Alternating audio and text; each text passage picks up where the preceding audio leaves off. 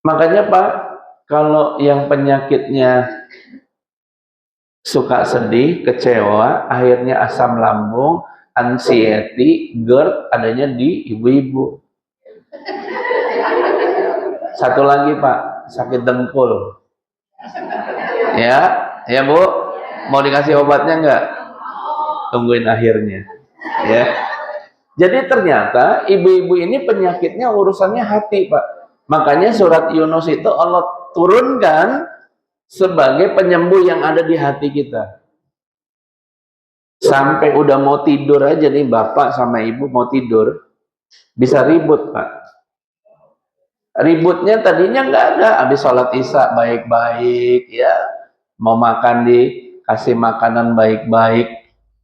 Jam 8 isya kelar, bapak kan biasanya nonton bola gitu kan, ibu masuk kamar Pak, dinyalain HP-nya, nonton drama Korea. Aduh, kalau suami saya kayak gini bagus banget kan, banding-banding tuh Pak, ribut akhirnya.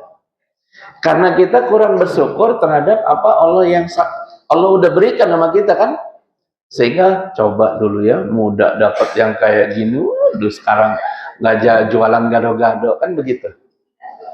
Padahal di bawah kita ada yang lebih itu. Makanya Allah menerangkan obat untuk menurunkan tensi kita tidak lebih adalah surat Ar-Rahman. Itu tensi Pak. Saya nyoba ke beberapa kiai yang tidurnya kurang. Saya bilang, Kiai, kalau tidurnya kurang bacanya surat Ar-Rahman biar peredaran darahnya lancar. Benar. Saya pun juga demikian. Jam 3 pagi udah pergi ke Jakarta, ke Bogor, segala macam. Tapi alhamdulillah tidur sejam, serasa kita udah 5 jam. Akhirnya fit aja, tensi, gula, alhamdulillah. Nah, pada pagi hari ini, kalau Bapak mau yakin, Ibu mau yakin, saya minta 3 orang. Satu sakit hipertensi, satu sakit gula, satu sakit asam urat. Nanti ada mesinnya yang ngecek Pak. Setelah itu kita baca Al-Fatihah aja deh, nggak usah yang banyak-banyak, nggak usah Ar-Rahman, keburu bubar ibu-ibu, keburu lapar. Ya, kita baca Al-Fatihah. Setelah baca Fatihah kita cek ulang. Kalau ternyata Allah turunkan tanpa minum obat, kita mau yakin atau tetap mendustakan ayat Allah? Ya, makanya ibu-ibu, para dokter yang bertemu saya pun saya ajakin, ayo tes, mesinnya ada, saya punya, tes gula darah. Ya, apalagi ibu-ibu nih, acara gini kan yang dicari lemper, ya kan, gorengan. Ntar kita cek, lalu kemudian kita baca Quran, kemudian kita di dalam hati kita nih ada yang sakit hati, ada yang dendam, ada yang emosi. Itu keluarin dari mulutnya. Ya Allah, keluarkan semua. Saya ridho kalau kemarin saya ditipu teman saya. Nah, kan begitu ya Bu ya. Gara-gara ditipu duit 1 juta, 2 tahun nggak teguran, kan begitu kan? Akhirnya amlodipinnya tiap hari diminum, kan begitu kan? Itu dikeluarin, lalu kita baca Fatihah. Setelah kelar, kita cek lagi berapa Allah kasih kesehatan buat kita. Kalau nggak dibuat seperti itu, kita sama Quran kita tuh hari ini yakin, besok setan buang lagi. Quran itu kan cerita zaman Nabi, zaman kita kan zamannya teknologi, kan begitu ya. Padahal Al-Quran itu adalah petunjuk atau mukjizat dari Allah kepada Rasulullah untuk kita selama tinggal di dunia, Bu.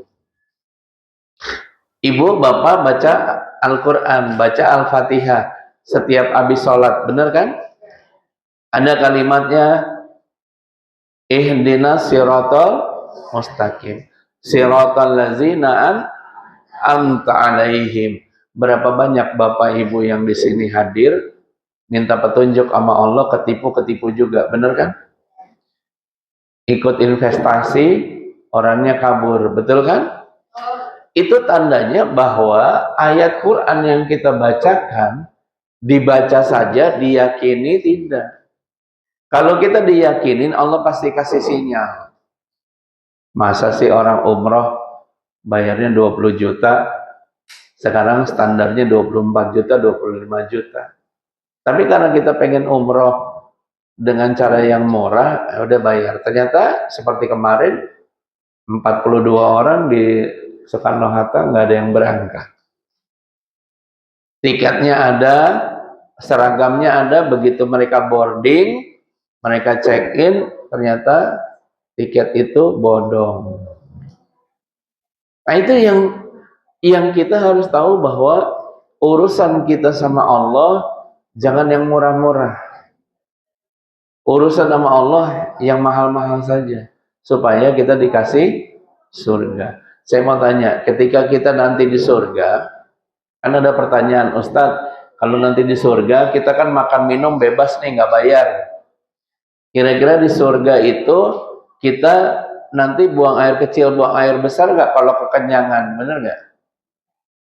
Ada yang kepikir nggak kalau kita di surga toiletnya ada nggak gitu? Ada nggak yang kepikiran? Karena di surga nanti tidak ada yang buang air kecil, air besar. Semua keluarnya dari keringat, dan keringatnya tuh wanginya luar biasa. Ibu, bapak puasa, makanannya dijaga. Keringatnya wangi atau bau? Wangi, Pak. Artinya keringat keluar, tetapi nggak bau apek.